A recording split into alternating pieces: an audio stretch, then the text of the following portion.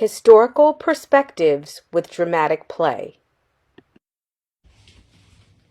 When helping students step into the world or the role of the character, I often use some costumes or simple props like the bows or just some books that I've taken off the bookshelf to give me a little bit of a schoolgirl look.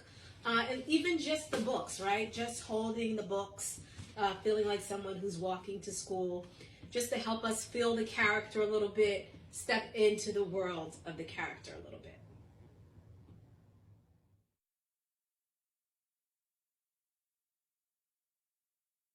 Something else that works well to give the students a little bit of perspective or jump into the background a little bit, we can actually change the background or add a background to give a little bit more of getting into the world of the character. Hi, Mary.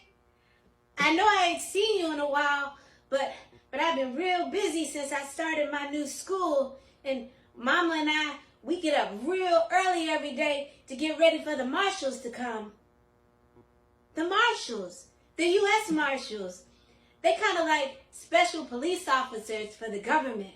They wear nice dark suits and hats. Makes them look real important, because they are. They protect me and Mama and walked us to school every day.